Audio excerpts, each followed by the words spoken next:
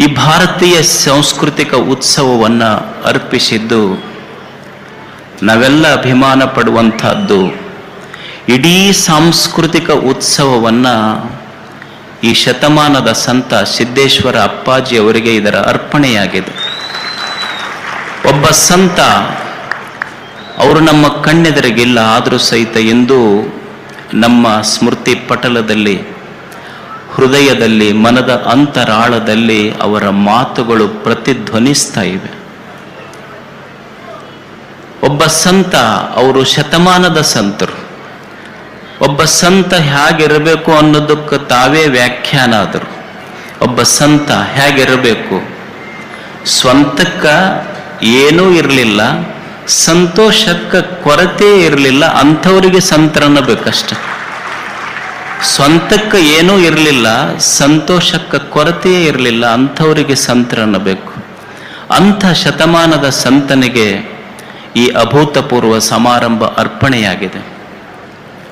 ಈ ಭಾರತೀಯ ಸಾಂಸ್ಕೃತಿಕ ಉತ್ಸವದ ಸಮಾರೋಪ ಸಮಾರಂಭ. ಈ ಸಮಾರೋಪ ಸಮಾರಂಭದಲ್ಲಿ ದೇಶದ ಅಲ್ಲ, ವಿಶ್ವದ ಮೂಲೆ ಮೂಲೆಗಳಿಂದ ಭಾರತದ ಮಣ್ಣ, ಗಾಳಿ, ಬೆಳಕನ್ನು ಉಂಡು ವಿದೇಶದಲ್ಲಿದ್ದೂ ಸಹಿತ ತಮ್ಮತನವನ್ನು ಉಳಿಸಿಕೊಂಡಿರುವಂಥ ಅನಿವಾಸಿ ಭಾರತೀಯರೆಲ್ಲ ನಮ್ಮ ಜೊತೆಗಿದ್ದಾರೆ. ಇವ್ರನ್ನೆಲ್ಲ ಪಾಟೀಲ್ಜಿ ಎಲ್ಲೆಲ್ಲಿ ಹುಡುಕ್ಯಾರಂತ. ಕಬ್ಬು ढूंढे, कैसे ढूंढे, कहाँ ढूंढे, इन सबको कहाँ से उठा के लाए यहाँ पर. ಇವ್ರನ್ನೆಲ್ಲ ಕೂಡಿಸ್ಯಾರ. ತಾವು ನೋಡಿದ್ರ ಕುಂಟ್ತಾರ, ತಾವು ಕುಂಟ್ತಾರ, ರೇಸ್ನ್ಯಾಗ ಉಸೇನ್ ಬೋಲ್ಟನ್ ಗತೆ ಓಡ್ತಾರ. ಉಸೇನ್ ಮತ್ತು ಇವ್ರು ತಾವು ಓಡೋದಲ್ಲ, ಮಗ್ಲಿದ್ದವ್ರು ನೋಡಿಸ್ತಾರೆ ಪಾಟೀಲ್ಜಿ.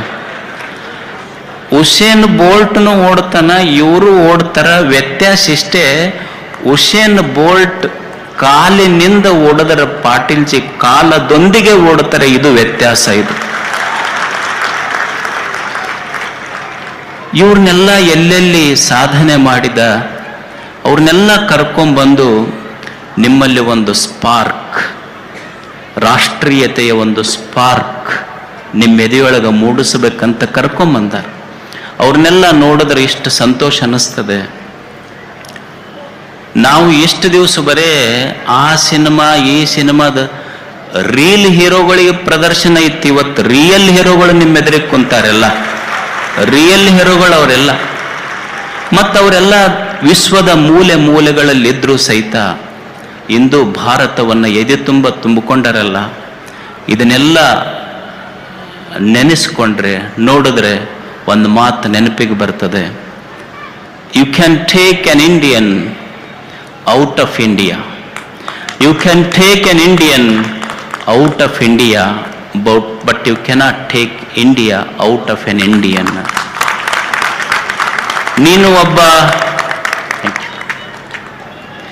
ನೀವು ಒಬ್ಬ ಭಾರತೀಯನನ್ನ ಭಾರತ ದೇಶದಿಂದ ಹೊರಗೆ ತಗೊಂಡು ಹೋಗಬಹುದೇ ಹೊರತು ಭಾರತವನ್ನ ಭಾರತೀಯನ ಎದೆಯಿಂದ ಹೊರಗೆ ಹಾಕಲಿಕ್ಕೆ ಸಾಧ್ಯ ಇಲ್ಲ ಅನ್ನೋದಕ್ಕೆ ಆ ಸಾಧಕರ ಸಾಕ್ಷಿ. ಇವತ್ತು ಅವರೆಲ್ಲರನ್ನ ಕೂಡಿಸಿಕೊಂಡು ಇಂದು ಇಲ್ಲಿ ಭಾರತೀಯ ಸಾಂಸ್ಕೃತಿಕ ಉತ್ಸವ ನಡೆದಿದೆ. ಭಾರತ ಅಂದ್ರೆ ಏನು? ಏನು ಭಾರತ?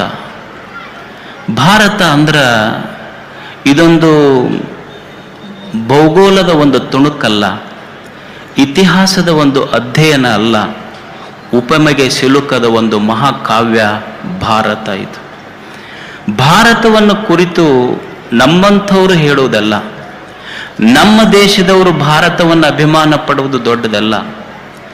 ವಿದೇಶದ ಜನ ಈ ಮಣ್ಣಿನ ಬಗ್ಗೆ, ಈ ನೆಲದ ಬಗ್ಗೆ ಎಷ್ಟು ಅಭಿಮಾನ ಅವರಿಗೆ. ಮಾರ್ಟಿನ್ ಲೂಥರ್ ಅಂತಿದ್ರು, ಅಮೆರಿಕದ ಮಾರ್ಟಿನ್ ಲೂಥರ್. ಅವರು ನೊಬೆಲ್ ಪ್ರೈಸ್ ಸಿಕ್ತು. ಅಮೆರಿಕದ ಮಾರ್ಟಿನ್ ಲೂಥರ್ ಅವನು ಈ ಸಿವಿಲ್ ರೈಟ್ಸ್ ಮೂವ್ಮೆಂಟ್ಸ್ ಬಗ್ಗೆ ಬಹಳ ದೊಡ್ಡ ಸಾಧನೆ ಮಾಡಿದರು. ಮಾರ್ಟಿನ್ ಲೂಥರ್ ಈ ದೇಶದ ಬಗ್ಗೆ, ನಮ್ಮವರಲ್ಲ, ಅಮೇರಿಕದವರು ಈ ಮಣ್ಣಿನ ಬಗ್ಗೆ ಏನು ಹೇಳ್ತಾರಂದ್ರ, to other countries I go as a tourist, to other countries I go as a tourist, but to India I come as a pilgrim ಅಂತ. ನನಗೆ ಬೇರೆ ದೇಶಗಳು ಅಂದರೆ ಸುಮ್ಮನೆ ಪ್ರವಾಸಿಯ ತಾಣ ಅಷ್ಟೇ, ಭಾರತ ಅಂದರೆ ನನಗೆ ಪಂಚ ಪ್ರಾಣ ಅಂತ ಅಮೇರಿಕದವ್ರು ಹೇಳ್ತಾರೆ ಈ ಮಾತನ್ನು. ಅಷ್ಟು ಈ ದೇಶದ ಬಗ್ಗೆ ಅವರಿಗೆ ಅಭಿಮಾನ. ಇದು ಎಂಥ ಸಂಸ್ಕೃತಿ, ಇದು ಭಾರತದ ಸಂಸ್ಕೃತಿ. ಕಾಲೇ ವರ್ಷತು ಪರ್ಜನ್ಯ ಪೃಥಿವೀ ಸಸ್ಯಶಾಲಿನಿ ದೇಶೋ ಅಯಂ ಕ್ಷೋಭರಹಿತಃ ಸಜ್ಜನ ಸಂತು ಸುಖಿನಃ. ಎಲ್ಲೋ ಕುಳಿತ ಋಷಿ ಈ ಮಾತನ್ನ ಬರೀತಾನೆ. ಅವನಿಗೆ ಜಾತಿಗಳು ಗೊತ್ತಿಲ್ಲ, ಧರ್ಮಗಳು ಗೊತ್ತಿಲ್ಲ, ನನ್ನವರು ಅನ್ನೋದು ಗೊತ್ತಿಲ್ಲ. ಎಲ್ಲೋ ನದಿಯ ದಂಡೆಯಲ್ಲಿ ತಪಸ್ಸನ್ನಾಚರಣೆ ಮಾಡುತ್ತಾ ಕುಳಿತ ಋಷಿ ಬೆಳಿಗ್ಗೆ ಎದ್ದು ಕಣ್ಣು ಮುಚ್ಚಿ ಮಾಡುವ ಮೊದಲ ಪ್ರಾರ್ಥನೆ ಅಂದ್ರೆ ಕಾಲೇ ವರ್ಷತು ಪರ್ಜನ್ಯ ಪೃಥ್ವಿ ಸಸ್ಯಶಾಲಿನಿ. ಕಾಲ ಕಾಲಕ್ಕೆ ಮಳೆ ಬೀಳ್ತಿರಬೇಕು. ತಾಯಿ ಮಳೆ ಬಂದ ಮೇಲೆ ಈ ಇಳೆಯೆಲ್ಲ ಹಸಿರುಡಿಗೆಯನ್ನುಡಬೇಕು. ಪೃಥ್ವಿ ಸಸ್ಯಶಾಲಿನಿ ದೇಶೋ ಅಯಂ ಕ್ಷೋಭರಹಿತಃ. ನನ್ನ ಭಾರತ ದೇಶ ಹೇಗಿರಬೇಕು ಅಂದ್ರೆ ಇಲ್ಲಿ ಬರಬಾರದು ನನ್ನ ದೇಶಕ್ಕೆ. ಅನ್ನದ ಬರ ಅಲ್ಲ, ಅನ್ನದಿಂದ ಬರಬರಬಾರದು, ಅಕ್ಷರದಿಂದ ಬರಬರಬಾರದು, ಜ್ಞಾನದಿಂದ ಬರಬರಬಾರದು. ಯಾವುದರಿಂದ ಬರದೇ ಇರುವಂಥ ಸುಭಿಕ್ಷೆಯ ನಾಡು ಭಾರತ ಆಗಲಿ ಅಂತ ಎಲ್ಲೋ ಕುಳಿತ ಋಷಿ ಪ್ರಾರ್ಥನೆ ಮಾಡ್ತಾನೆ ತನ್ನ ದೇಶದ ಬಗ್ಗೆ. ಇದು ನನ್ನ ದೇಶ. ಇದು 12ನೇ ಶತಮಾನದ ಶರಣೆ, ಸಾಲಿ ಕಲಿಯದ ಒಬ್ಬ ಶರಣೆ ಲಕ್ಕಮ್ಮ. ಈ ನೆಲದಲ್ಲಿ ಅಂಥ ಸಂಸ್ಕೃತಿ ಹುಟ್ಟಿತು. ಆಕೆಯ ಕಾಯಕ 12ನೇ ಶತಮಾನದಲ್ಲಿ ದಾರಿಯಲ್ಲಿ ಕಸ ಹೊಡೆಯುವ ಕಾಯಕ ಆಕೆದು. ಮುನ್ಸಿಪಾಲಿಟಿ ಅಂತೀವಲ್ಲ ಈಗ ನಾವು, ಈಗ ಮುನ್ಸಿಪಾಲಿಟಿ ಅದ. ಅವಾಗೆಲ್ಲ ಬರೇ ಮನಸ್ಸಿನ ಪಾರ್ಟಿ ಇದ್ದು ಅದಕ್ಕೆ ಶರಣರಾದ್ರೆ, ಈಗ ಬರೇ ಮುನ್ಸಿಪಾಲಿಟಿ ಇರು. ರಸ್ತೆಯಲ್ಲಿ ಕಸ ಹೊಡೆಯುವ ಲಕ್ಕಮ್ಮ, ಕಸ ಹೊಡೆಯುವ ಕಾಯಕದ ಲಕ್ಕಮ್ಮ ಹೇಳ್ತಾಳೆ, ಈ ನೆಲದೊಳಗೆ ಎಂಥ ಸಂಸ್ಕೃತಿ ಈಗಲ್ಲ. 12ನೇ ಶತಮಾನದಲ್ಲಿ ಸಾಲಿ ಕಲಿಯದ ಹೆಣ್ಮಗಳು ನೇಮ ಪೂಜೆ ಅಂತ ಯಾವುದಕ್ಕೆ ಕರಿಬೇಕು, ನೇಮ ಅಂತ ಯಾವುದಕ್ಕೆ ಅನ್ನಬೇಕು ಅಂದ್ರೆ ಆಕೆ ಅಂತಾಳೆ, ನೇಮ ಅಂದ್ರ ಮಂತ್ರ ತಂತ್ರಗಳು ನೇಮವಲ್ಲ, ಧೂಪ ದೀಪ ಆರತಿಗಳು ನೇಮವಲ್ಲ. ಮತ್ತು ಹಾಗಾದ್ರೆ ಯಾವುದು ನೇಮ? ಮಂತ್ರ ತಂತ್ರಗಳು ನೇಮವಲ್ಲ, ಧೂಪ ದೀಪದ ಆರತಿಗಳು ನೇಮವಲ್ಲ, ಅರ್ಚನೆ ಪೂಜನೆ ನೇಮವಲ್ಲ. ನಿಜವಾದ ನೇಮ ಯಾವುದು ಅಂದ್ರೆ ಜೀವನದೊಳಗ ಇನ್ನೊಬ್ಬರ ಮನೆ ಮುಂದೆ ಕೈ ಒಡ್ಡಿ ಬೇಡದೆ ಬದುಕು ಇದೆಯಲ್ಲ, ಅದು ನಿಜವಾದ ನೇಮ, ಅದು ನಿಜವಾದ ಪೂಜೆ.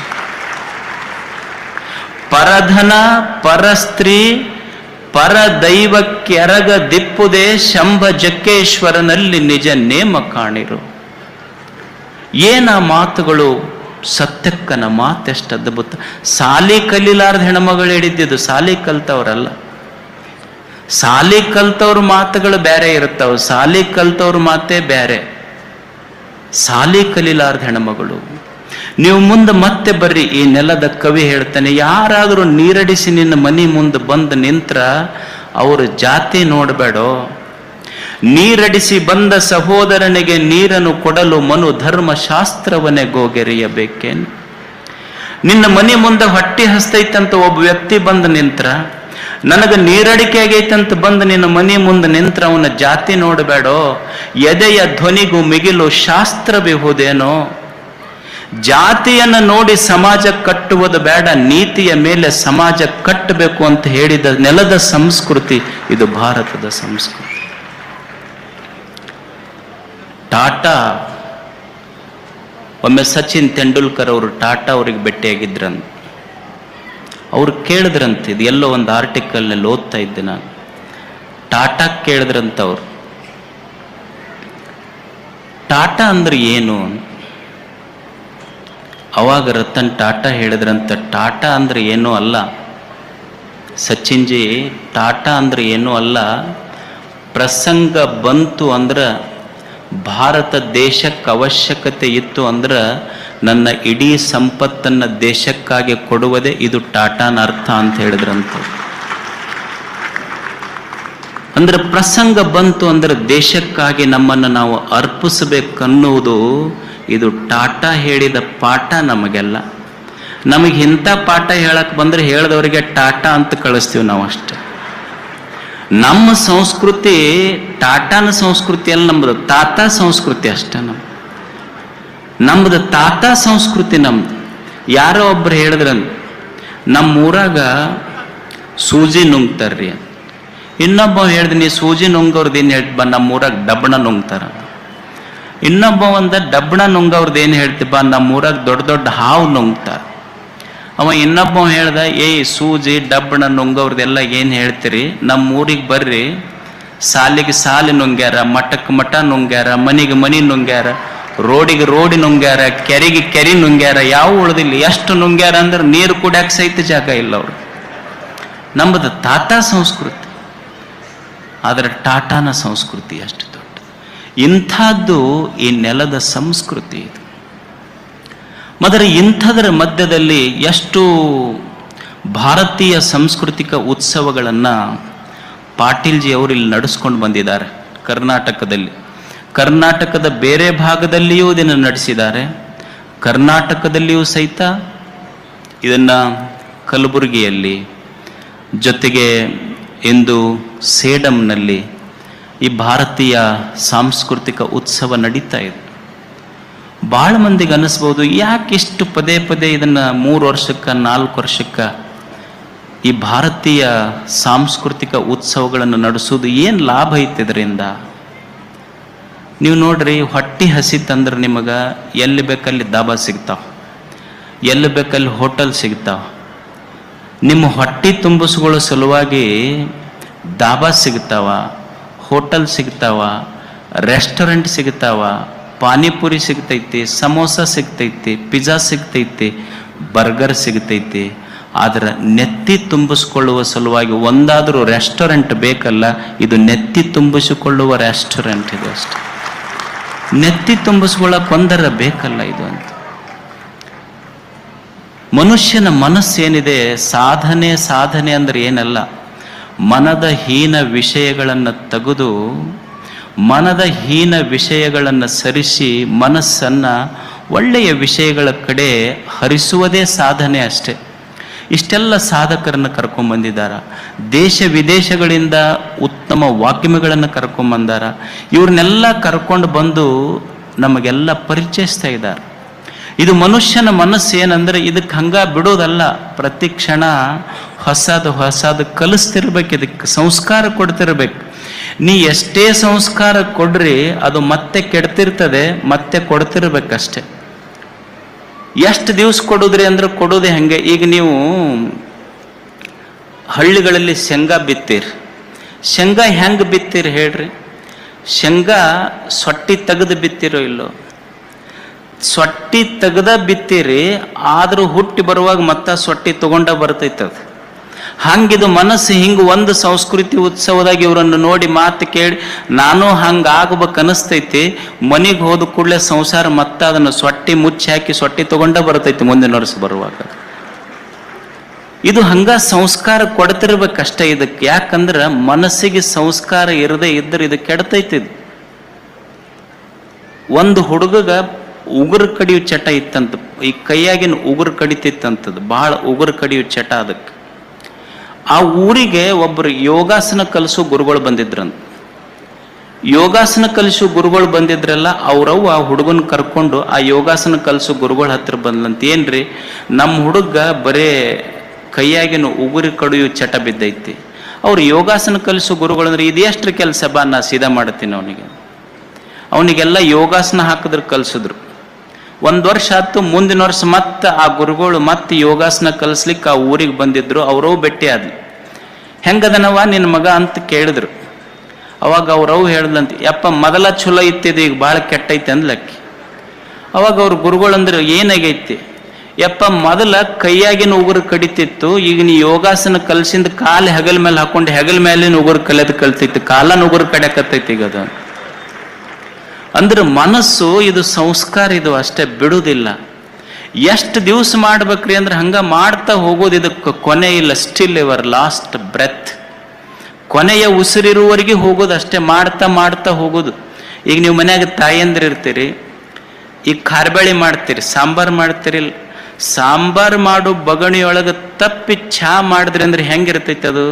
ಖಾರ ಇರ್ತೈತೆ ಇಲ್ಲೋ? ಮತ್ತು ಖಾರ ಹೋಗ್ಬೇಕಾದ್ರೆ ಏನು ಮಾಡ್ಬೇಕು? ಏನೂ ಮಾಡೋದಿಲ್ಲ. ಅದಕ್ಕೆ ಆ ಸಾಂಬಾರಿನ ಬೊಗಣಿಯೊಳಗೆ ಚಹಾ ಮಾಡ್ಕೊಂತ ಹೋಗೋದು, ಒಂದು ದಿವಸ ತಾನ ಸಿಹಿ ಹತ್ತೈತೆ ಅದು. ಹಂಗಿದು ಮನಸ್ಸು ಅಂದ್ರೆ ಇದು ಒಂಥರ ಖಾರಬೇಳಿ ಬೊಗೋಣಿ ಇದ್ದಂಗಿದು, ಸಾಂಬಾರಿನ ಬೊಗೋಣಿ ಇದ್ದಂಗಿದು. ಖಾರ ಇರ್ತೈತಿ. ಯಾವಾಗ ಹೋಗ್ತೈತಿ ಅಂದ್ರೆ ದಿವಸ ಚಹಾ ಮಾಡ್ಕೊಂತ ಹೋಗೋದು. ಭಾರತೀಯ ಸಂಸ್ಕೃತಿಯ ಉತ್ಸವಗಳ ಇಂಥ ಒಂದು ಮಾಧುರ್ಯ, ಸಿಹಿ ಈ ಮನಸ್ಸಿನೊಳಗೆ ಹಾಕೋಂತ ಹೋಗೋದು, ಒಂದು ದಿವಸ ತಾನ ಖಾರ ಹೋಗುತ್ತೆ, ಕೆಟ್ಟ ವಾಸನೆಗಳನ್ನು ಬಿಡುತ್ತೈತಿ. ಇದು ಅಷ್ಟೇ. ಇದನ್ನು ಕಲಿಸುವುದು ಮನಸ್ಸಿಗೆ. ಅದನ್ನು ಕಲಿಸುವುದಕ್ಕೋಸ್ಕರನೇ ಇದೊಂದು ಭಾರತೀಯ ಸಾಂಸ್ಕೃತಿಯ ಉತ್ಸವ. ಇಲ್ಲಿ ಈ ಸಂಸ್ಕೃತಿ ಉತ್ಸವದ ಟ್ಯಾಗ್ಲೈನ್ ಏನು ಅಂದ್ರೆ ಪ್ರಕೃತಿಯಿಂದ ಸಂಸ್ಕೃತಿಯೆಡೆಗೆ ಅಂತ. ಪಾಟೀಲ್ಜಿಯವರು ಕೊಟ್ಟ ಟ್ಯಾಗ್ಲೈನ್ ಏನು ಅಂದ್ರೆ ಪ್ರಕೃತಿಯಿಂದ ಸಂಸ್ಕೃತಿಯೆಡೆಗೆ. ಸಂಸ್ಕೃತಿ ಮತ್ತು ಪ್ರಕೃತಿ ಇವೆರಡೂ ಬೇರೆ ಬೇರೆ ಅಲ್ಲ. ಸಂಸ್ಕೃತಿ ಅಂದ್ರೆ ಸಮ್ಯಕ್ ಕರೋತಿ ಇತಿ ಸಂಸ್ಕೃತಿ, ಸಂಸ್ಕರೋತಿ ಇತಿ ಸಂಸ್ಕೃತಿ. ಸಂಸ್ಕೃತಿ ಅಂದ್ರೆ ಚೆನ್ನಾಗಿ ಮಾಡಲ್ಪಟ್ಟದ್ದು, ಚೆನ್ನಾಗಿ ಸಂಸ್ಕರಿಸಲ್ಪಟ್ಟದ್ದು ಸಂಸ್ಕೃತಿ. ಪ್ರಕೃತಿ ಅಂದ್ರೆ ಏನು? ಪ್ರಕೃತಿ ಅಂದ್ರೆ ಯಾವುದು ಪಂಚ ಮಹಾಭೂತಗಳಿಂದ ನಿರ್ಮಾಣವಾಗಿದೆಯೋ ಅದು ಪ್ರಕೃತಿ. ಪೃಥ್ವಿ, ಅಪ್ಪು, ತೇಜ, ವಾಯು, ಆಕಾಶ, ಮಣ್ಣು, ನೀರು, ಬೆಂಕಿ, ಗಾಳಿ, ಈ ಬಯಲು, ಇದರಿಂದ ಯಾವುದು ನಿರ್ಮಾಣವಾಗಿದೆಯೋ ಇದು ಪ್ರಕೃತಿ. ಸಂಸ್ಕೃತಿ, ಪ್ರಕೃತಿ ಮತ್ತು ಸಂಸ್ಕೃತಿ ಅವರು ಇಟ್ಟ ಟ್ಯಾಗ್ಲೈನ್ ಏನು ಅಂದ್ರೆ ಪ್ರಕೃತಿಯಿಂದ ಸಂಸ್ಕೃತಿಯ ಕಡೆಗೆ ಅಂತ. ನಾವೆಲ್ಲ ಈ ಪ್ರಕೃತಿಯೊಂದಿಗೆ ಬದುಕ್ತಾ ಇದ್ದೀವಲ್ಲ. ಸಂಸ್ಕೃತಿ ಯಾವಾಗ ನಮ್ಮ ಎದೆಯಲ್ಲಿ ಬರ್ತೈತಿ ಅಂದ್ರೆ ನಾವಿರುವ ಈ ಮಣ್ಣು, ನೀರು, ಗಾಳಿ, ಬೆಂಕಿ, ಬೆಳಕು, ಈ ಬಯಲೇನಿದೆ, ಈ ಪ್ರಕೃತಿ ಇದು ಬರೀ ಪ್ರಕೃತಿ ಅಲ್ಲ. ಈ ಪ್ರಕೃತಿ ಇದು ಪರಮಾತ್ಮನ ಪ್ರತಿಕೃತಿ ಅಂತ ನನ್ನ ಎದೆಯೊಳಗೆ ನಿಚ್ಚಲಾತು ಅಂದ್ರೆ ಅದು ನಿಜವಾದ ಸಂಸ್ಕೃತಿ ಅಷ್ಟೆ. ಇದು ಪರಮಾತ್ಮನ ಪ್ರತಿಕೃತಿ. ಇದು ಇದನ್ನು ಕೆಡಿಸದಂತೆ ಬದುಕುವುದೇ ನಿಜವಾದ ಸಂಸ್ಕೃತಿ. ಸಂಸ್ಕೃತಿ ಸಂಸ್ಕಾರ ಅಂದ್ರೆ ಏನಲ್ಲ, ಈ ಇರುವ ಪ್ರಕೃತಿಯನ್ನು ಕೆಡಿಸಬೇಡ. ನಾವೆಲ್ಲ ಬಹಳ ಮಂದಿ ಕೇಳ್ತೀವಿ, what is the purpose of life? ಜೀವನದ ಉದ್ದೇಶ ಏನಂತ ಬಹಳ ಮಂದಿ ಕೇಳ್ತಿರ್ತಾರೆ. ಏನು ಮಾಡ್ಬೇಕಂತ ಮಾಡಿರಪ್ಪ ನೀವೆಲ್ಲ? ನಿನ್ನ ಕಡೆಯಿಂದ ಏನು ಮಾಡಲಿಕ್ಕೆ ಸಾಧ್ಯ ಇದೆ? ಒಬ್ಬ ಮನುಷ್ಯ ಏನು ಮಾಡಬಲ್ಲ? ಏನು ಹಿಮಾಲಯವನ್ನು ನಿರ್ಮಿಸಬಲ್ಲನೆ? ಗಂಗೆಯನ್ನು ನಿರ್ಮಿಸಬಲ್ಲನೆ? ಸಹ್ಯಾದ್ರಿಯನ್ನು ನಿರ್ಮಿಸಬಲ್ಲನೆ? ಮಣ್ಣು ನಿರ್ಮಿಸಬಲ್ಲನೆ? ಸೂರ್ಯನನ್ನು ನಿರ್ಮಿಸಬಲ್ಲನೆ? ಹರಿವ ಗಾಳಿಯನ್ನು ನಿರ್ಮಿಸಬಲ್ಲನೆ? ಮನುಷ್ಯನಿಂದ ಏನೂ ಮಾಡಲಿಕ್ಕೆ ಸಾಧ್ಯ ಇಲ್ಲ. ಅವ ಏನೂ ಮಾಡಲಿಕ್ಕೂ ಆಗೋದಿಲ್ಲ. ಅವ ಏನು ಮಾಡಬಹುದು? ಮನುಷ್ಯನ ಬದುಕಿನ ನಿಜವಾದ ಉದ್ದೇಶ ಅಂದ್ರೆ ಇವು ಏನೂ ನಿರ್ಮಾಣ ಮಾಡಲಿಕ್ಕಾಗೋದಿಲ್ಲ. ಇವನ್ನೆಲ್ಲ ದೇವರು ಮಾಡಿಟ್ಟಾನ. ದೇವರು ಮಾಡಿಟ್ಟಿದ್ದನ್ನು ನೀನು ಕೆಡಿಸದಂತೆ ಬದುಕುದಿ ಅಂದ್ರೆ ಇದೇ ನಿಜವಾದ ಸಂಸ್ಕೃತಿ. ಇದು ಜೀವನದ ಉದ್ದೇಶ. Don't destroy what has been created by the creator. ಏನು ದೇವರು ನಿರ್ಮಾಣ ಮಾಡಿಟ್ಟಾನಲ್ಲ, ಯು ಡೋಂಟ್ ಡೆಸ್ಟ್ರಾಯ್ ಇಟ್. ಇದನ್ನು ಕೆಡಿಸಬೇಡ, ಇದನ್ನಷ್ಟೇ. ಇದು ನಿಜವಾದ ಸಂಸ್ಕೃತಿ.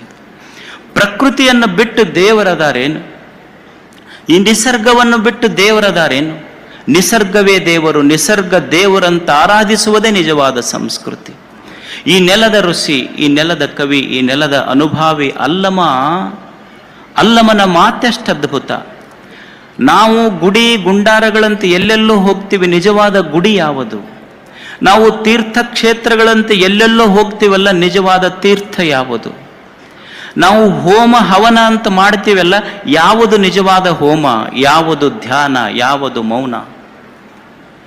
ನಾವು ಮಾಡಿದ ಮೌನ, ನಮ್ಮ ಧ್ಯಾನಗಳು ಈ ನಿಸರ್ಗದ ಪೂಜೆ, ಪ್ರಕೃತಿಯ ಪೂಜೆಯನ್ನ ತನ್ನ ವಚನದೊಳಗ ಅಲ್ಲಮನ ಅನುಭವದ ಮಾತುಗಳು ಎಷ್ಟು ಅದ್ಭುತ.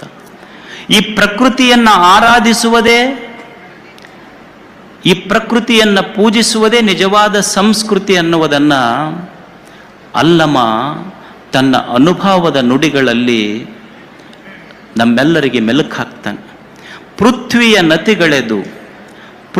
ನತಿಗಳೆದು ತೀರ್ಥಯಾತ್ರೆಗಳಿಲ್ಲ, ಪೃಥ್ವಿಯ ನತಿಗಳೆದು ಸ್ಥಾವರಗಳಿಲ್ಲ, ಅಪ್ಪುವ ನತಿಗಳೆದು ತೀರ್ಥಯಾತ್ರೆಗಳಿಲ್ಲ, ಅಗ್ನಿಯ ನತಿಗಳೆದು ಹೋಮ ಸಮಾಧಿಗಳಿಲ್ಲ, ವಾಯುವ ನತಿಗಳಿದು ನೇಮ ನಿತ್ಯಗಳಿಲ್ಲ, ಆಕಾಶವ ನತಿಗಳಿದ ಧ್ಯಾನ ಮೌನಗಳಿಲ್ಲ,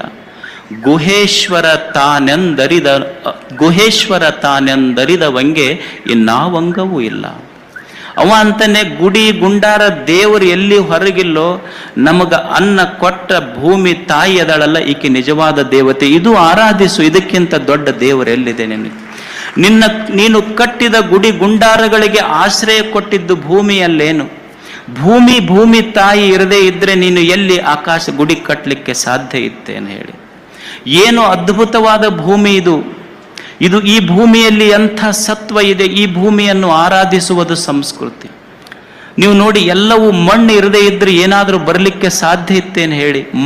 ಮಣ್ಣಿನಿಂದ ಎಲ್ಲವೂ ಬಂದಿದೆ. ನೀವೊಂದು ಮಾವಿನಕಾಯಿ ಇರ್ತದೆ, ಮಾವಿನ ಹಣ್ಣು, ಸುಮ್ಮನೆ ಗೊಟ್ಟ ಒಗಿತೀರಿ, ಗೊಟ್ಟ ಬೆಳೆದೊಂದು ಸಸಿ ಆಗ್ತದೆ, ಸಸಿ ಬಂದಿದ್ದು ಮಣ್ಣಿನಿಂದ. ಆ ಸಸಿ ಒಂದು ದಿವಸ ಮರ ಆಗ್ತದೆ, ಮರ ಬಂದಿದ್ದು ಮಣ್ಣಿನಿಂದ. ಆ ಮರ ಒಂದು ದಿವಸ ಹೂವು ಕೊಡ್ತದೆ, ಹೂವು ಬಂದಿದ್ದು ಮಣ್ಣಿನಿಂದ. ಅದು ಒಂದು ದಿವಸ ಹಣ್ಣು ಕೊಡ್ತದೆ, ಹಣ್ಣು ಬಂದಿದ್ದು ಇದೇ ಮಣ್ಣಿನಿಂದ. ಅಂದ್ರೆ ಸಸಿಯೂ ಮಣ್ಣೆ, ಮರವೂ ಮಣ್ಣೆ, ಹೂವು ಸಹಿತ ಮಣ್ಣೆ, ಹಣ್ಣು ಸಹಿತ ಮಣ್ಣೆ. ಹಣ್ಣು ತಿಂದ್ರೆ ಮಣ್ಣು ತಿಂದಂಗೆ ಆಗೋದಿಲ್ಲ, ಮಣ್ಣು ಬಿಟ್ಟರೆ ಹಣ್ಣೇ ಬರುವುದಿಲ್ಲಲ್ಲ. ಇಂಥ ಭೂಮಿ ಆರಾಧಿಸುವುದನ್ನು ಬಿಟ್ಟರೆ ಇನ್ಯಾವುದು ದೇವರಾಗಲಿಕ್ಕೆ ಸಾಧ್ಯ? ಇದು ಭೂಮಿ ದೇವರು. ನಾವು ಆ ತೀರ್ಥಗಳು ಈ ತೀರ್ಥಗಳಂತ ಹೋಗ್ತೀವಲ್ಲ, ಅವು ತೀರ್ಥಗಳು ಅಲ್ಲಂತಲ್ಲ. ಅಲ್ಲಮ್ಮ ಅಂತಾನೆ, ಕುಡಿಯುವ ನೀರೇ ತೀರ್ಥ ಈ ನೆಲದ ಕವಿ ಕಾವ್ಯಾನಂದ ಹೇಳ್ತಾನೆ. ಬರೇ ಹೊರಗಿರೋ ಅಷ್ಟೇ ತೀರ್ಥಗಳಂತ ತಿಳ್ಕೋಬೇಡೋ, ಈ ಪ್ರಕೃತಿ ನಿನ್ನ ಕಣ್ಣೆದುರಿಗಿರುವ ನೀರು, ಕುಡಿಯುವ ನೀರೇ ತೀರ್ಥ, ತಿನ್ನುವ ರೊಟ್ಟಿ ಶಿವನ ಪ್ರಸಾದವು, ಶ್ರಮದ ಬೆವರೇ ಸ್ನಾನ ದುಡಿತದ ಹಾಡೆ ಮಂತ್ರ ನಿನಾದವು. ತೀರ್ಥ ಅಂತಂದ್ರೆ ಎಲ್ಲೋ ಒಂದು ಕಡೆ ಕೃಷ್ಣೆ, ಒಂದು ಮಲಪ್ರಭೆ, ಎರಡು ಕೂಡುವ ಸ್ಥಳ ಅಷ್ಟೇ ಅದು ತೀರ್ಥ. ಕೂಡಲ ಸಂಗಮ ಆಗಲಿಕ್ಕೆ ಸಾಧ್ಯ ಇಲ್ಲ. ಮನುಷ್ಯನೇ ಕಷ್ಟಪಟ್ಟು ದುಡಿಯುವಾಗ ನಿನ್ನ ಬೆವರ ಹನಿಗಳು ಯಾವ ನೆಲಕ್ಕೆ ಬೀಳ್ತವಲ್ಲ, ಕೃಷ್ಣ ಮಲಪ್ರಭೆ ಕೂಡುವ ಸ್ಥಳ ಕೂಡಲ ಸಂಗಮ ಅಷ್ಟೇ ಅಲ್ಲ.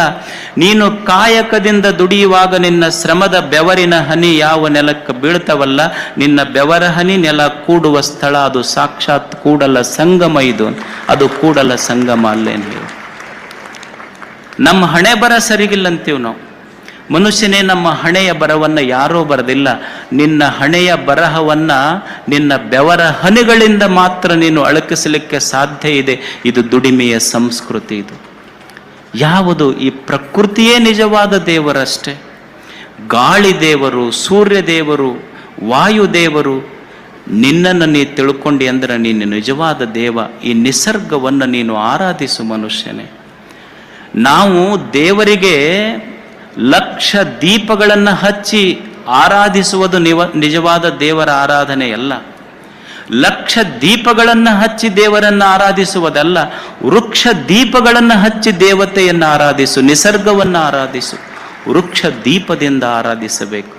ಇದನ್ನು ಕೆಡಿಸಬೇಡ ಈ ಜಗತ್ತನ್ನು. ಥಿಚ್ ನಾಟ್ ಹಾನ್ ಅಂತ ಒಬ್ಬ ಸಂತ, he taught mindfulness. Thich Nhat Hanh ಅವನ ಹೆಸರು. ಆ ಥಿಚ್ ನಾಟ್ ಹಾನ್ ಹೇಳ್ತಾನೆ, ನಮ್ಮ ಬದುಕು ಹೇಗಿರಬೇಕು? ನಾವು ಭೂಮಿ ತಾಯಿಯ ಮೇಲೆ ಇಡುವಾಗ ನಾವಿಡುವ ಪ್ರತಿಯೊಂದು ಹೆಜ್ಜೆ ಹೇಗಿರಬೇಕು ಅಂದ್ರೆ, ನಾನಿಡುವ ಪ್ರತಿಯೊಂದು ಹೆಜ್ಜೆ ನಾನು ಭೂಮಿ ತಾಯಿಗೆ ಮುತ್ತು ಕೊಟ್ಟಂಗಿರ್ಬೇಕಂತ, ನನ್ನ ಹಡೆ ತಾಯಿಗೆ ಮುತ್ತು ಕೊಟ್ಟಷ್ಟು ಸಂವೇದನಾಶೀಲನಾಗಿ ನಾನು ಈ ಭೂಮಿಯ ಮೇಲೆ ಬದುಕಬೇಕು. ಪ್ರಕೃತಿಯನ್ನು ಆರಾಧಿಸು, ಇದನ್ನು ಕೆಡಿಸಬೇಡ ಅಷ್ಟೇ. ಮನುಷ್ಯನಿಗೆ ಗೊತ್ತಿರಬೇಕು. ಈಗ ನೀವು ರೈತರದಿರಿ, ಆಕಳ ಕೆಚ್ಚಲಿಗೆ ಉಣ್ಣೆ ಹತ್ತಿರ್ತದೆ. ಆಕಳ ಕೆಚ್ಚಲಿನೊಳಗೆ ಉಣ್ಣಿದ್ರು ಸಹಿತ ಉಣ್ಣಿಗೆ ಹತ್ತೈತಿ, ಆದ್ರೆ ಹಾಲೈತೆ ಅಂತ ಗೊತ್ತಿಲ್ಲ, ರಕ್ತ ಕುಡ್ದೈತದು ಅಷ್ಟೆ. ಹಂಗ ಇಡೀ ಈ ಭೂಮಿ ತಾಯಿ ನಿಸರ್ಗ ದೇವತೆಯ ಮಧ್ಯದೊಳಗೆ ನಾವು ಹಾಲಿನ ಅಮೃತದ ರುಚಿ ಇದ್ರೂ ಸಹಿತ ಇದನ್ನು ಕೆಡಿಸಿ ಬದುಕಿದೀವಿ ಅಂದ್ರೆ ಆಕಳ ಕೆಚ್ಚಲಿಗೆ ಹತ್ತಿದ ಉಣ್ಣೆ ಇದ್ದಂಗೆ. ಯಾಕಂದ್ರೆ ಹಾಲಿನ ಸವಿ ನಮಗೆ ಗೊತ್ತಿಲ್ಲ. ಒಂದು ದುಂಬಿ ಇರ್ತದೆ, ದುಂಬಿ ಹೆಂಗೆ ಬದುಕ್ತೈತಿ ಅಂದ್ರೆ ದುಂಬಿ ಹೂವಿನಿಂದ ಹೂವಿಗೆ ಹಾರ್ತೈತಿ, ಹೂವಿನ ಮೇಲೆ ಹೂವಿಗೆ ಕೂಡ್ತೈತಿ. ಹೂವಿನಿಂದ ಹೂವಿಗೆ ಕುಂತರು ಸಹಿತ ಹೂವ ಕೆಟ್ಟಿಲ್ಲ, ಅದರ ಮಕರಂದ ಹೀರುವುದನ್ನು ಬಿಟ್ಟಿಲ್ಲ. ಇದು ಹೂಂಬಿಯ ಬದುಕಿದು. ಹಾಗೆ ಈ ಜಗತ್ತಿನೊಳಗೆ ನಾವು ಹೇಗೆ ಬದುಕಬೇಕು ಅಂದ್ರೆ ಪ್ರಕೃತಿ ಕೆಟ್ಟಿರಬಾರದು, ಪ್ರಪಂಚ ಕೆಟ್ಟಿರಬಾರದು ಮತ್ತು ಪರಮಾತ್ಮನನ್ನು ಬಿಟ್ಟಿರಬಾರದು. ಇದು ಪ್ರಕೃತಿಯೊಂದಿಗೆ ಮನುಷ್ಯ ಸಂವೇದನಾಶೀಲನಾಗಿ ಬದುಕುವ ಕಲಾ ಇದು. ಮನುಷ್ಯ ಹೀಗೆ ಬದುಕಬೇಕಷ್ಟೇ. ಈ ಪ್ರಕೃತಿಯನ್ನು ಕೆಡಿಸಬೇಡ, ನಿನ್ನ ದೇಹವನ್ನು ಕೆಡಿಸಬೇಡ, ಮನವನ್ನು ಕೆಡಿಸ್ಕೋಬೇಡ. ಈ ದೇಹ ಮನ ಇದನ್ನೆಲ್ಲ ಒಂದು ಕ್ಷಣ ಮನುಷ್ಯನೇ ಈ ದಿವ್ಯತೆಗೆ ನೀನು ಅರ್ಪಿಸುವುದಿದೆಯಲ್ಲ, ಅದು ಸಂಸ್ಕೃತಿ. ಇದು ಸಾಂಸ್ಕೃತಿಕ ಉತ್ಸವ. ಇದು ಯಾವಾಗ ಒಬ್ಬ ವ್ಯಕ್ತಿಯ ಜೀವನದಲ್ಲಿ ಉತ್ಸಾಹ ಬರ್ತದೆ, ಅವನ ಜೀವನ ಯಾವಾಗ ಉತ್ಸಾಹದಿಂದ ತುಂಬುತ್ತದೆ, ಯಾವಾಗ ಅವನ ಜೀವನದಲ್ಲಿ ಉತ್ಸವ ಬರ್ತದೆ ಅಂದರೆ, ಒಬ್ಬ ಚಿಂತಕ ಒಂದು ಸುಂದರ ಮಾತು ಹೇಳ್ತಾನೆ, ನನ್ನ ಜೀವನದಲ್ಲಿ ಯಾವಾಗ ಉತ್ಸವ ತುಂಬುವುದು. ನಾವು ಇವತ್ತು ಭಾರತೀಯ ಸಂಸ್ಕೃತಿ ಉತ್ಸವವನ್ನು ಮಾಡ್ತಾ ಇದ್ದೇವೆ. ಒಬ್ಬ ವ್ಯಕ್ತಿಯ ಜೀವನದಲ್ಲಿ ಉತ್ಸವ ಯಾವಾಗ ಆಗ್ತದೆ, ಉತ್ಸವ ಯಾವಾಗ ತುಂಬತೈತಿ ಅಂದ್ರೆ, ಒಬ್ಬ ಚಿಂತಕ ಬರೀತಾನೆ, ಯಾವಾಗ ನಿನ್ನ ಜೀವನ ಒಂದು ಸೆಲೆಬ್ರೇಷನ್ ಆಗ್ತದೆ. Life has to be celebrated, this life should become a celebration. ಯಾವಾಗ ಈ ಜೀವನ ಒಂದು ಉತ್ಸವ ಆಗ್ತದೆ, when you move your focus from competition to contribution, life become celebration. ಜೀವನ ಯಾವಾಗ ಒಂದು ಉತ್ಸವ ಆಗ್ತೈತಿ ಅಂದ್ರೆ, ಯಾವಾಗ ನಿನ್ನ ಜೀವನದಿಂದ ನನಗೆ ಬೇಕು ಅನ್ನುವುದು ಬಿಟ್ಟು ನಾನು ಬದುಕಿದ ಈ ಪ್ರಪಂಚಕ್ಕೆ ಮರಳಿ ಕೊಡಬೇಕನ್ನುವುದು ಯಾವಾಗ ನಿನ್ನ ಎದೆಯಾಗ ಮೂಡ್ತೈತಲ್ಲ, ಅಂದೇ ನಿನ್ನ ಜೀವನ ಉತ್ಸವ ಶುರು ಆಗ್ತದೆ ನಿನ್ನ ಜೀವನದಲ್ಲಿ. ಬರೇ ಬೇಕು ಅನ್ನುವುದಲ್ಲ, ನಿಸರ್ಗ ನಮಗಿಷ್ಟೆಲ್ಲ ಕೊಟ್ಟೈತೆಲ್ಲ, ಹೊಳ್ಳಿ ಈ ಜಗತ್ತಿಗೆ ದೇಶಕ್ಕೆ ನಾನು ಕೊಟ್ಟು ಹೋಗಬೇಕನ್ನುವ ಭಾವ ಬರಬೇಕು ನಮ್ಮಲ್ಲಿ. ನಮಗೂ ಕೊಡಬೇಕನ್ನೋದು ಗೊತ್ತಿಲ್ಲ, ಬರೇ ತಗೋಬೇಕನ್ನೋದು ಅಷ್ಟೇ ಗೊತ್ತೈತೆ ನಮಗೆ. ಒಬ್ರು ಯಾರೋ ನೌಕರಿ ಒಳಗಿದ್ರಂತ, ನೌಕರಿಯಿಂದ ರಿಟೈರ್ಡ್ ಆದ್ರು. ಅವರು ರಿಟೈರ್ಡ್ ಆದ್ಮೇಲೆ ಅವ್ರ ದೋಸ್ತಿಗೆ ಹೇಳಿದ್ರಂತವ್ರು, ಅಲ್ಲ ನನಗೆ ಯಾಕೋ ಅರ್ಧ ಪಗಾರ ಕೊಡಕತ್ತೈತ ಜನ ಸರ್ಕಾರ. ಅವಾಗ ಅವ್ರ ದೋಸ್ತ್ ಹೇಳ್ದಲ್ಲ, ಮತ್ತೆ ರಿಟೈರ್ಡ್ ಆಗಿರಲ್ರಿ ನೀವು ಅರ್ಧ ಪಗಾರ ಕೊಡ್ತಾರೆ, ಕೆಲಸ ಏನೂ ಇರುವುದಿಲ್ಲ, ಅರ್ಧ ಪಗಾರ ಕೊಡ್ತಾರ. ಅವ್ರಂದ್ರಂತ, ಇಲ್ಲ ಮೊದಲು ನಮಗೇನು ಕೆಲಸ ಮಾಡ್ತಿದ್ದಿಲ್ಲ, ಆದ್ರೆ ಅವಾಗ ಪೂರಾ ಕೊಡ್ತಿದ್ರು, ಈಗ ಅದಕ್ಕೆ ಅರ್ಧ ಕೊಡ್ತಾರ ಗೊತ್ತಿಲ್ಲ ನಮಗಂತ, ಮೊದಲು ಏನೂ ಮಾಡಿಲ್ಲ ನಾವು. ಅಂದ್ರೆ ನಮ್ಮದೇನಿದೆ, ದುಡಿಯುವ ಸಂಸ್ಕೃತಿ ಇಲ್ಲ. ಈ ದೇಶಕ್ಕಾಗಿ ಎಷ್ಟು ಜನ ಹೆಂಗ ಪ್ರಾಣ ಕೊಟ್ಟು ನಮಗೊಂದು ಸ್ವಾತಂತ್ರ್ಯವನ್ನು ಕೊಟ್ಟಿದ್ದಾರೆ. ಈ ಸ್ವಾತಂತ್ರ್ಯವನ್ನು ನಾವೆಲ್ಲ ಉಳಿಸ್ಕೋಬೇಕಾಗ್ತದೆ. ಎಷ್ಟು ಜನ ಮಹಾನುಭಾವರು ಇದಕ್ಕೆ, ಭಗತ್ ಸಿಂಗ್ನಂತವ್ರು ಎಷ್ಟು ಪ್ರಾಣ ಕೊಟ್ಟರು. ಲಾಹೋರದ ಜೈಲಿನೊಳಗೆ ಅವನ ನೇಣುಗಂಬಕ್ಕೆ ಹೋಗುವಾಗ ಭಗತ್ ಸಿಂಗನಿಗೆ ಇದ್ದಿದ್ದು 22-23 ವರ್ಷ. 22-23 ವರ್ಷದ ಭಗತ್ ಸಿಂಗ್ ನೇಣುಗಂಬಕ್ಕೆ ಹೋಗುವಾಗ ಜೈಲರ್ ಎದುರಿಗೆ ಬರ್ತಾನೆ. ನೇಣುಗಂಬಕ್ಕೇರುವ ಭಗತ್ ಸಿಂಗ್ ನಕ್ಕೋಂತ ಹೋಗ್ತಾ ಇರ್ತಾನೆ. ಯಾವಾಗ ಸಾವು ಎದುರಿಗೈತಂತ ಗೊತ್ತಾದಾಗೂ ಸಹಿತ ನಕ್ಕೋಂತ ಹೋಗ್ತಿರ್ತಾನೆ. ಆ ಜೈಲರ್ಗೆ ಹೇಳ್ತಾನೆ, ಯಾರು Bhagat Singh, you are fortunate to be here. ನೀನು ಬಹಳ ಪುಣ್ಯ ಮಾಡಿ ಇಲ್ಲಿರ್ಬೇಕಾದ್ರ, ಯಾಕಂದ್ರ how Indian patriots are going to embrace death with love. ಭಾರತದ ರಾಷ್ಟ್ರ ಪ್ರೇಮವುಳ್ಳ ಭಕ್ತರು ಹೆಂಗ ಸಾವನ್ನ ಪ್ರೇಮದಿಂದ ಮಾತೃಭೂಮಿಗಾಗಿ ಸ್ವೀಕಾರ ಮಾಡ್ತಾರ ಅನ್ನೋದು ನೋಡುವ ಕ್ಷಣ ನಿನಗೆ ಸಿಕ್ಕೈತೆಲ್ಲ.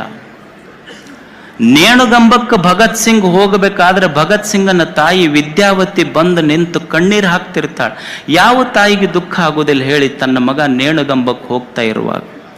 22-23 ವರ್ಷದ ತನ್ನ ಹೊಟ್ಟೆಯಲ್ಲಿ ಹುಟ್ಟಿದ ಮಗ ನೇಣುಗಂಬಕ್ಕೆ ಹೋಗುವಾಗ ತಾಯಿ ವಿದ್ಯಾವತಿ ನಿಂತು ಕಣ್ಣೀರು ಹಾಕ್ತಿರ್ತಾಳ. ಕಣ್ಣೀರು ಹಾಕುವಾಗ ಭಗತ್ ಸಿಂಗ್ ಅದನ್ನು ನೋಡಿ ತಾಯಿ ಹತ್ರ ಹೋಗಿ ಕಣ್ಣೀರು ಒರೆಸಿ ಅವ್ವಗೆ ಹೇಳ್ತಾನೆ, ಅವ್ವ, ಈ ದೇಶದ ಯಾವ ತಾಯಿ ಆದರೂ ಅಳಬಹುದು, ಅಳ್ಳಿ, ಆದ್ರೆ ಭಗತ್ ಸಿಂಗನ ತಾಯಿ ಕಣ್ಣಾಗ ನೀರು ಬರಬೇಕಾ. ಅವಾಗ ತಾಯಿ ವಿದ್ಯಾವತಿ ಹೇಳ್ತಾಳ, ಮಗ, ಭಗತ್ ಸಿಂಗ ನನಗೆ ಎದಕ್ಕೆ ಕಣ್ಣಾಗ ನೀರು ಬಂದೈತಿ ಅಂದ್ರೆ ನೀನ್ ನೇಣುಗಂಬಕ್ಕೆ ಏರಾಕತ್ತಿ ಅಂತ ಹೊಂಟಿಯಲ್ಲ, ಅದಕ್ಕೆ ನನಗೆ ದುಃಖ ಆಗಿಲ್ಲ ಮಗ. ನನ್ನ ಗರ್ಭದ ಮೇಲೆ ನನಗೆ ಸಿಟ್ಟು ಬಂದು ನನಗೆ ದುಃಖ ಆಗಕತ್ತೈತಿ. ಯಾಕಂದ್ರ ನನ್ನ ಗರ್ಭಕ್ಕೆ ಭಗತ್ ಸಿಂಗನಂಥ ಒಬ್ಬನೇ ಮಗನನ್ನ ಜನ್ಮ ಕೊಡುವ ಸಾಮರ್ಥ್ಯ ಬಂತೆ ಹೊರತು ಅಕಸ್ಮಾತ್ 10 ಜನರಿಗೆ, ಅಕಸ್ಮಾತ್ 10 ಮಕ್ಕಳಿಗೆ ನನ್ನ ಗರ್ಭಕ್ಕೆ ಜನ್ಮ ಕೊಡುವ ಸಾಮರ್ಥ್ಯ ಬಂದಿದ್ರ 10 ಮಕ್ಕಳಿಗೆ ದೇಶ ಸೇವಾ ಮಾಡಕ್ ಕಳಿಸ್ತಿದ್ದೆ. ನನ್ನ ಗರ್ಭದ ಮೇಲೆ ಸಿಟ್ಟಾಗಿ ಬಂದು ನೇಣುಗಂಬಕ್ಕೇರುವ ಭಗತ್ ಸಿಂಗ ತನ್ನ ತಾಯಿಗೊಂದು ಮಾತು ಹೇಳ್ತಾನೆ, ಯವ್ವ, ಇವ ಒಬ್ಬನೇ ಭಗತ್ ಸಿಂಗ್ ಅಲ್ಲ, ನೇಣುಗಂಬಕ್ಕೆ ಹೋಗೋ ಭಗತ್ ಸಿಂಗ್ ಅಲ್ಲ. ಭಾರತದ ಯಾವ ಮನೆಗಳಲ್ಲಿ ವಿದ್ಯಾವತಿ ಅಂತ ತಾಯಿ ಇರ್ತಾಳಲ್ಲ, ಅಂಥ ಎಲ್ಲ ಮನೆಗಳಲ್ಲಿ ಭಗತ್ ಸಿಂಗ್ರೇ ಹುಟ್ಟುತ್ತಾರ ಅನ್ನೋದು ನೇಣುಗಂಬಕ್ಕೇರುವಂಥ ಭಗತ್ ಸಿಂಗನ ಮಾತು. ಅದಕ್ಕೆ ಇದು ಈ ದೇಶಕ್ಕಾಗಿ ನಮ್ಮಲ್ಲೇನಿದೆ ಅಂದ್ರೆ I am first, nation last ನಮಗೆ. ಅದರ ನಿಜವಾದ ಸಂಸ್ಕೃತಿ ಯಾವುದು ಅಂದ್ರೆ nation first, I am last. ಇದು ನಿಜವಾದ ಸಂಸ್ಕೃತಿ. ಇದು ನಮ್ಮಲ್ಲಿ ಬರಬೇಕು. ಇಲ್ಲಿ 9 ದಿನಗಳ ಕಾಲ ಮಾತೃಶಕ್ತಿ ಸಂಗಮದಿಂದ ಹಿಡಿದು ಇಲ್ಲಿಯವರೆಗೂ ಒಂದು ಭಾರತೀಯ ಸಾಂಸ್ಕೃತಿಕ ಉತ್ಸವ ಇಲ್ಲಿ ನಡೆದಿದೆ. ಮೊದಲನೇ ದಿವಸ ತಾಯಿ ಕೈಯನ್ನು ತುತ್ತುಣ್ಣುವ ಕಾರ್ಯಕ್ರಮ, ಅಂದಿನಿಂದ ಹಿಡಿದು ಇಲ್ಲಿಯವರೆಗೆ ಕಾರ್ಯಕ್ರಮಗಳು ನಡೆದಾವ. ಇಲ್ಲಿ ಮೊದಲನೇ ಕಾರ್ಯಕ್ರಮ ಏನು? ತಾಯಿ ಕೈಯನ್ನು ತುತ್ತುಣಬೇಕು. ಎಷ್ಟು ಮಂದಿಗೆ ಸಿಗ್ತದೆ ಹೇಳ್ರಿ? ಹಣ ಇದ್ದವನಿಗೆ ಹೋಟೆಲ್ನಾಗ ನೀವು ಉಣಬೇಕಾದ್ರ ಹಣ ಬೇಕು, ತಾಯಿ ಕೈಯನ್ನು ತುತ್ತು ತಿನ್ನಬೇಕಾದ್ರೆ ಋಣ ಬೇಕಾಗ್ತದಷ್ಟೇ. ಋಣ ಇದ್ದವನಿಗೆ ಮಾತ್ರ ಸಿಗ್ತದೆ. ಅದಕ್ಕಂಥ ಒಂದು ಋಣಾತ್ಮಕ ಬದುಕನ್ನು ಕಲಿಸುವುದಕ್ಕಾಗಿ ಮಾತೃಶಕ್ತಿ ಸಂಗಮ ಮೊದಲು ಮನೆಯಾಗಿನ ತಾಯಂದಿರಿಗೆ ರೆಡಿ ಮಾಡ್ಬೇಕಂತ ಅವರು ಮೊದಲನೇದು ರೆಡಿ ಮಾಡ್ಯಾರ. ಯಾಕಂದ್ರೆ ಅವರು ಸರಿಯಾಗಿ ಬಿಟ್ರೆ ಉಳಿದಿದ್ದ ಮನೆಯೆಲ್ಲ ತಾನ ಸರಿ ಆಕೈತದ. ಒಬ್ಬವ ಪುಸ್ತಕ ಬರೆದಿದ್ನಂತಂದು, ಅದು ಪುಸ್ತಕ ಭಾರಿ ಸೇಲ್ ಆತಂತದ್ದು, ಭಯಂಕರ ಸೇಲ್ ಆತದು. ಅನ್ಲಿಮಿಟೆಡ್ ಒಂದು 50 ಮುದ್ರಣ 100 ಮುದ್ರಣ ಹೋತಂತ. ಉಳಿದು ಬರೆಯವರಿಗೆ ಬರಹಗಾರರಿಗೆಲ್ಲ ಸಿಟ್ಟು ಬಂತಂತ. ನಮ್ಮ ಮಗ್ಲಿದ್ದು ನಾವು 100 ಪುಸ್ತಕ ಬರೆದಿವಿ, ನಮ್ಮದು ಸೇಲ್ ಆಗುವಲ್ದು. ಒಂದ ಪುಸ್ತಕ ಬರೆದನ ಇಷ್ಟ ಹೆಂಗ್ ಸೇಲ್ ಆತು ಏನಾರ ಅಂತ ಕೇಳಕ್ ಬಂದ್ರು. ಅವ ಪುಸ್ತಕ ಬರೆದಿದ್ದ, ಅದ್ರ ಹೆಸರು ಏನಿತ್ತು ಅಂದ್ರೆ ಹೌ ಟು ಚೇಂಜ್ ಲೈಫ್. ಆದ್ರೆ ತಪ್ಪು ಮಿಸ್ಟೇಕ್ ಆಗಿ ಏನಾಗಿತ್ತು, ಅದು ಯಾಕೆ ಸೇಲ್ ಆಗಿತ್ತು ಅಂದ್ರೆ ಹೌ ಟು ಚೇಂಜ್ ಲೈಫ್ ಹೋಗಿ ಹೌ ಟು ಚೇಂಜ್ ವೈಫ್ ಅಂತ ಆಗಿತ್ತು. ಅದಕ್ಕೆ ಸೇಲ್ ಆಗಿತ್ತು ಅದು ಅಷ್ಟೆ. ಅವ್ರೇನು ಬದಲಾಗವ್ರಲ್ಲ ಬಿಡವ್ರಲ್ಲ, ಆದ್ರೆ ಮಾಡಕ್ ಮಂದಿ ಪ್ರಯತ್ನ ಬೆನ್ನು ಹತ್ತಿತ್ತದು. ನೀವು ನೋಡ್ರಿ, ಸುಮ್ಮನೆ ಹೆದರ್ತಾರೋ. ಒಂದು ಸುಮ್ಮನೆ ಕೈಯಾಗಿನ ಫೋನ್ ವೈಬ್ರೇಟ್ ಆಗಕತ್ತಿತ್ತು ಅಂದ್ರೆ ಅದು ಮಿಸ್ ಕಾಲ್ ಅಂತ ತಿಳ್ಕೊಬೇಕು. ಮತ್ತು ಫೋನ್ ಹಿಡ್ದವನು ವೈಬ್ರೇಟ್ ಆಗಕತ್ತಿತ್ತಂದ್ರೆ ಮಿಸ್ಸಸ್ ಕಾಲ್ ಅಂತ ತಿಳ್ಕೊಬೇಕು. ಅದಷ್ಟು ಅಂದ್ರೆ ಮನ್ಯಾಗ ಅವ್ರನ್ನ ರೆಡಿ ಮಾಡ್ಬೇಕು ಅನ್ನೋದು ಪಾಟೀಲ್ಜಿದು. ಮೊದಲು ಅವ್ರು ರೆಡಿ ಮಾಡ್ಬೇಕು. ಮತ್ತು ಒಂದು ಮನಿ ನಡೆಸೋದೈತಲ್ಲ, ಒಂದು ಮನಿ ನಡೆಸೋದು ಅಷ್ಟು ಹಗರ ಕೆಲಸ ಅಲ್ಲ. ಅವ್ರಿಗೆ ಹಿಂದಕ್ಕೆ ಪರಿಚಯ ಮಾಡಿಸ್ಬೇಕಂದ್ರೆ ಏನಂತಿದ್ರು ಅಂದ್ರೆ ಇವ್ರು ನಮ್ಮ ಕುಟುಂಬ ಅಂತ ಪರಿಚಯ ಮಾಡಿಸ್ತಿದ್ರು. ಅಂದ್ರೆ ಇನಿ ಮನಿ ನಿಂತಿದ್ದ ಅಕ್ಕಿ ಮ್ಯಾಲ ಅಂತ, ಮನಿ ನಿಂತಿದ್ದ ಅಕ್ಕಿ ಮ್ಯಾಲ. ಅದಕ್ಕೆ ಅವ್ರಿಗೆ ನೀವೇನಂತೀರಿ, ಹೋಮ್ ಮಿನಿಸ್ಟರ್ ಅನ್ನೋದಲ್ಲ ಮನ್ಯಾಗ. ಮತ್ತು ಒಂದು ಸಣ್ಣ ಮನಿ ಕುಟುಂಬ ನಡೆಸೋದು ಅಂದ್ರೆ ಒಂದು ಸರ್ಕಾರ ನಡೆಸ್ದಂಗೆ ಅದು ಅಷ್ಟು ಹಗರ್ ಕೆಲಸ ಇಲ್ಲ. ಮತ್ತು ಅವರು ಒಂದೊಂದು ಖಾತೆ ನಿರ್ವಹಣೆ ಮಾಡ್ತಾರ. ಅವ್ರು ಈಗ ಹೆಣ್ಮಕ್ಳು ಇರ್ತಾರ, ಮನ್ಯಾಗ ಹೋದ್ರು, ಅಡಿಗೆ ಮನ್ಯಾಗ ಹೋದ್ರು ಅಂದ್ರ ಆಹಾರ ಖಾತೆ ಸಚಿವರವ್ರು. ಮತ್ತು ಬೆಡ್ರೂಮಿಗೆ ಹೋದ್ರು ಮಕ್ಕೊಳಕಂದ್ರ ವಸತಿ ಖಾತೆ ಸಚಿವರು. ಮತ್ತು ಡೈನಿಂಗ್ ಇದ್ರೊಳಗೆ ಟಿವಿ ಹಾಲ್ನಾಗ ಕುಂತು ಟಿವಿ ಗಿವಿ ನೋಡಕತ್ರು ಅಂದ್ರೆ ಕನ್ನಡ ಮತ್ತು ಸಂಸ್ಕೃತಿ ಇಲಾಖೆ ಸಚಿವರವ್ರು. ಮತ್ತು ಅವ್ರು ಕೊಟ್ಟ ನೆನಪಿನ ಕಾಣಿಕೆ ಸೀರೆ ಅವರಿಗೆ, ಅವ್ರು ಕೊಟ್ಟ ಸೀರೆ ಇವ್ರಿಗೆ, ಇವ್ರು ಕೊಟ್ಟ ಬಟ್ಟೆ ಅವ್ರಿಗೆ, ಅವ್ರು ಕೊಟ್ಟ ಬಟ್ಟೆ ಇವ್ರಿಗೆ ಒಯ್ದು ಆಯರಿ ಮುಯಿ ಮಾಡ್ತಾರಲ್ಲ, ಅವಾಗ ಅವರು ಸಮಾಜ ಕಲ್ಯಾಣ ಸಚಿವರವ್ರು. ಯಾಕಂದ್ರೆ ಅವ್ರದ್ದು ಅವ್ರಿಗೆ, ಇವ್ರದ್ದು ಅವ್ರಿಗೆ ಹಂಚಬೇಕಲ್ಲ. ಮತ್ತು ಗಂಡ ಸುಮ್ಮನೆ ಇರುವುದಿಲ್ಲ. ಅದು ಕುಡ್ಯಾಕ ರಾತ್ರಿ ರೊಕ್ಕ ಕೇಳ್ತಿತ್ತದು. ಕುಡ್ಯಾಕ ರಾತ್ರಿ ಅದಕ್ಕೆ ಕಾಡಿ ಬೇಡಿ ರೊಕ್ಕ ಕೊಟ್ರು ಅಂದ್ರ ಅವ್ರ ಅಬಕಾರಿ ಖಾತೆ ಸಚಿವರವ್ರು. ಮತ್ತದು ಕುಡ್ದು ಎಲ್ಲೋ ಬಿದ್ದು ಕಾಲ್ಗೆಲ್ ಮುರ್ಕೊಂತು ಅಂದ್ರ ಅದಕ್ಕೆ ಕರ್ಕೊಂಬಂದು ಜೋಪಾನ ಮಾಡ್ಬೇಕಲ್ಲ, ಆರೋಗ್ಯ ಮತ್ತು ಕುಟುಂಬ ಕಲ್ಯಾಣ ಖಾತೆ ಸಚಿವರವ್ರು. ಎಲ್ಲ ಖಾತೆಗಳನ್ನು ನಿಭಾಯಿಸಬೇಕಾಗ್ತೈತಿ. ಅದಕ್ಕೆ ಮಾತೃ ಸಂಗಮದಿಂದ ಹಿಡ್ಕೊಂಡು ದೇಶ, ಧರ್ಮ, ಸಂಸ್ಕೃತಿಯವರೆಗೆ ಸುಮಾರು 9 ದಿನಗಳ ಈ ಸಾಂಸ್ಕೃತಿಕ ಉತ್ಸವ ನಮ್ಮೆಲ್ಲರಿಗೆ ಪಾಟೀಲ್ಜಿಯವರು ಇಲ್ಲಿ ದರ್ಶನ ಮಾಡಿಸಿದ್ದಾರೆ. ಇದು ಒಂದು, ಈಗ ನೋಡಿ, ಹಿಂದೆ ಈ ನಾಡಿನ ಅನುಭಾವಿಗಳು ಏನು ಮಾಡಿದ್ರು ಅಂದ್ರೆ, ದೇವರು ನಮ್ಮ ಕಣ್ಣಿಗೆ ಕಾಣೋದಿಲ್ಲ. ಕಣ್ಣಿಗೆ ಕಾಣದ ದೇವ ಹೇಗಿದ್ದ ಅಂದ್ರೆ ಅವ ಜಗದಗಲ ಮುಗಿಲಗಲ ಮಿಗೆಯಗಲ ಅಂತ. ಜಗದಗಲ ಮುಗಿಲಗಲ ಮಿಗೆಯಗಲವಾದ ದೇವನನ್ನ ಸುಮ್ಮನೆ ನಮ್ಮ ಕೈಯೊಳಗೊಂದು ಇಷ್ಟಲಿಂಗದ ಮುಖಾಂತರ ತಂದಿಟ್ಟು ಇದು ದೇವರು ಅಂತ ಕೈಯಾಗ ತೋರಿಸಿದ್ರವ್ರು. ಎಲ್ಲಿ? ಇಷ್ಟಲಿಂಗದೊಳಗೆ. ಜಗದಗಲ ಮುಗಿಲಗಲ ಮಿಗೆಯಗಲವಾದ ದೇವನನ್ನ ಹಾಗೆ ಈ ನೆಲದ ಅನುಭಾವಿಗಳು ನಿನ್ನ ಇಷ್ಟಲಿಂಗದಲ್ಲಿ ತೋರಿಸಿದ್ರು. ಜಗದಗಲ ಮುಗಿಲಗಲ ಮಿಗೆಯಗಲವಾದ ಭಾರತೀಯ ಸಂಸ್ಕೃತಿಯನ್ನ, ಭಾರತದ ಸಂಸ್ಕೃತಿಯನ್ನ ಬೀರನಹಳ್ಳಿ ಅಂತ ಒಂದು ಸ್ಪಷ್ಟ ಲಿಂಗದಲ್ಲಿ ಇಲ್ಲಿ ದರ್ಶನ ಮಾಡಿಸಿದಾರು. ಒಂದು ಸಣ್ಣ ಹಳ್ಳ್ಯಾಗ ಏನು ಜನ ಬಂದಿಲ್ಲಂತ ತಲೆ ಕೆಡಿಸ್ಕೊಳ್ಳೋದಲ್ಲ, ನಮ್ಮ ಕೆಲಸ ನಾವು ಮಾಡೋದು. ಜನ ಬರ್ತಾರ ಬಿಡ್ತಾರ, ಯಾರಿಗೆ ಬೇಕಾಗೈತೆ ಹೇಳ್ರಿ. ಜನ ಸಿನಿಮಾ ಸ್ಟಾರ್ಗಳು ಬಂದ್ರೆ ಬರ್ತಾರೆ. ಈ ದೇಶದ ಸಂಸ್ಕೃತಿ ನಾವೆಲ್ಲ ಹೊಗಳ್ತೀವಲ್ಲ, ಇದ್ರ ಜೊತೆಗೆ ಇದರ ನ್ಯೂನ್ಯತೆಗಳು ಇವೆ. ನೀವು ಎಂಥ ಹೊಸ ಇನೋವಾ ಕಾರ್ ತಗೊಂಡ್ರು ಕಾರ್ಬನ್ ಬಿಡೋದಾದ ಹಂಗ ಇದು ಎಷ್ಟೇ ನಾವು ಈ ದೇಶದ ಬಗ್ಗೆ ಹೊಗಳಿದ್ರು ಸಹಿತ ಇಲ್ಲೇನು ಹೆಚ್ಚು ಕಡಿಮೆ ಇಲ್ಲ ಅಂತಲ್ಲ. ಇದನ್ನ ನಾವು ಸುಧಾರಿಸ್ಕೊಳ್ಬೇಕಾಗ್ತದೆ. ಈ ದೇಶ ಹೆಂಗಂದ್ರ, ಇದು ಭಾರತ ದೇಶ ಹೆಂಗಂದ್ರ, ನೀವು ಕೈಯಾಗಿನ ಮೊಬೈಲ್ ಇರ್ತೈತಲ್ಲ, ಮೊಬೈಲ್ ಹೊಡಿಬಾರ್ದಂತ ತಿಳ್ಕೊಂಡು ಕೈಯಾಗಿನ ಮೊಬೈಲ್ ಹೊಡಿಬಾರ್ದಂತ ಸ್ಕ್ರೀನ್ ಗಾರ್ಡ್ ಹಾಕ್ತೀವಿ. ಆದ್ರೆ ತಲೆ ಹೊಡಿಬಾರ್ದಂತ ಹೆಲ್ಮೆಟ್ ಹಾಕೊಂಡು ಅಡ್ಡಾಡೋದಿಲ್ಲ ನಾವು. ಕಾಲಾಗಿನ ಚಪ್ಪಲಿ ಹಾಕೊಳಕ್ ಪಾದರಕ್ಷೆ AC ರೂಮ್ನಿಂದ ತಗೊಂತೀವಿ, ಕಾಯಿಪಲ್ಯ ಮಾತ್ರ ಮಾರ್ಕೆಟ್ನಿಂದ ತಗೊಂತೀವಿ. ಆಫೀಸಿಗೆ ಹೋಗುವಾಗ ಎಲ್ಲರಿಗೆ ಬಹಳ ಅವಸರ, ಮತ್ತು ಆಫೀಸ್ಗೆ ಹೋಗೋದು ಎಲ್ಲರೂ ತಡಾಗೆ ಹೋಗ್ತೀವಿ ಅಷ್ಟರು. ಮದುವೆ ಅಂತ ಕೇಳಿದ್ರೆ ಎಲ್ಲರೂ ನಾಚ್ಕೊಂತಾರ. ಮದುವೆ ಅಂತ ನೀವು ಯಾರಿಗಾರ ಕೇಳ್ರಿ, ಮದುವೆ ಅಂದ್ರೆ ಎಲ್ಲರೂ ನಾಚ್ಕೊಂತಾರ. ಮದುವೆ ಅಂದ್ರೆ ಎಲ್ಲರೂ ನಾಚ್ಕೊಂತಾರ. ಆದ್ರೂ 150 ಕೋಟಿ ಜನಸಂಖ್ಯೆ ಭಾರತದ್ದು, ನಾಚ್ಕೊಳ್ಳೋದು ಮಾತ್ರ ಬಿಟ್ಟಿಲ್ಲ ಯಾರು. ಇದು ವೈಶಿಷ್ಟ್ಯಪೂರ್ಣ ದೇಶ ಅಷ್ಟೇ. ಇದು ನೀವು ಸಿನಿಮಾ ಹೀರೋಗಳು ಬಂದ್ರೆ ಬರ್ತಾರ, ಆದ್ರೂ ಕುರ್ಚಿ ಖಾಲಿ. ಯಾಕಂದ್ರೆ ಜನರು ಅವರ ಟೇಸ್ಟ್ಗಳು ಭಿನ್ನಾಗಿದ್ದಾವೆ. ಆದ್ರೆ ಅವರು ಬರಲಿ ಬಿಡ್ಲಿ, ಅದರ ಪಾಟೀಲ್ಜಿ ಅವರು ಇದು ನನ್ನ ಕರ್ತವ್ಯ ಅಂತ ಮಾಡಿದ್ರಲ್ಲ, ಇದು ಕರ್ತವ್ಯ ಪ್ರಜ್ಞೆ ನಮ್ಮೆಲ್ಲರಲ್ಲಿ ಬರಬೇಕು. ಜನರನ್ನು ನೋಡಿ ಮಾಡುವುದಲ್ಲ, ಆತ್ಮಸಾಕ್ಷಿಯಾಗಿ ನಾನು ಬದುಕುವುದು. ಆ ಪುಟ್ಟ ದೇಹದಲ್ಲಿ ನೋಡಿ, ಅವರಿಗೆ 80 ವರ್ಷ. ಆ ಪುಟ್ಟ ದೇಹದೊಳಗೆ ಬೆಟ್ಟದಷ್ಟು ದೇಶ ಪ್ರೇಮ ಇದೆ ಅವರಲ್ಲಿ.